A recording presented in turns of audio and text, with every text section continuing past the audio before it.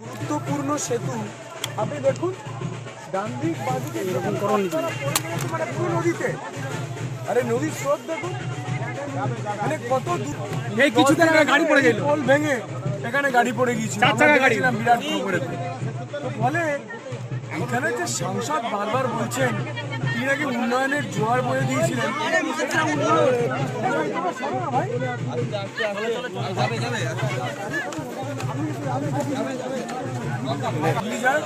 আর এদিকটা বাকি বাংলার মানুষ বুঝুক, বাংলার মানুষ বুঝুক তারা 10 বছর ধরে। তিনি তো 2019-এর ট্যাবাগেরিয়া ব্রিজ বলেছিলেন, যা করতে পারলে লোকসভা ভোটে দাঁড়াবেন না। আগে সেই প্রশ্নটা করুন না, যে আপনি 2019-এ বলেছিলেন ডেবরার ট্যাবাগেরিয়া ব্রিজ না করতে পারলে ভোটেই দাঁড়াবেন না, আপনার ভোটে দাঁড়ালেন কেন তাহলে?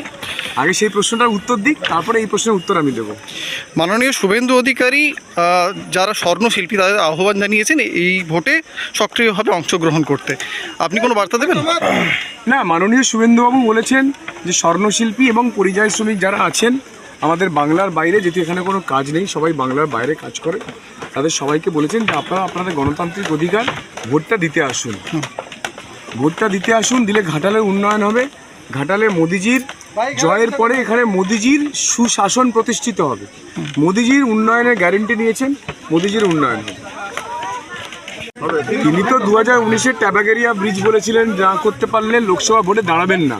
আগে সেই প্রশ্নটা করুন না, যে আপনি 2019-এ বলেছিলেন ডেবরার ট্যাবাগেরিয়া ব্রিজ না করতে পারলে ভোটেই দাঁড়াবেন না, আপনার ভোটে দাঁড়ালেন কেন তাহলে? আগে সেই প্রশ্নটার উত্তর দিক, তারপরে এই প্রশ্নের উত্তর আমি দেবো।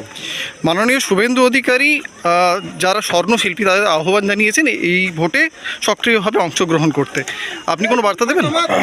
না, মাননীয় শুভেন্দুবাবু বলেছেন যে স্বর্ণশিল্পী এবং পরিযায়ী শ্রমিক যারা আছেন আমাদের বাংলার বাইরে, যেহেতু এখানে কোনো কাজ নেই, সবাই বাংলার বাইরে কাজ করে, তাদের সবাইকে বলেছেন যে আপনারা আপনাদের গণতান্ত্রিক অধিকার ভোটটা দিতে আসুন, ভোটটা দিতে আসুন, দিলে ঘাটালের উন্নয়ন হবে।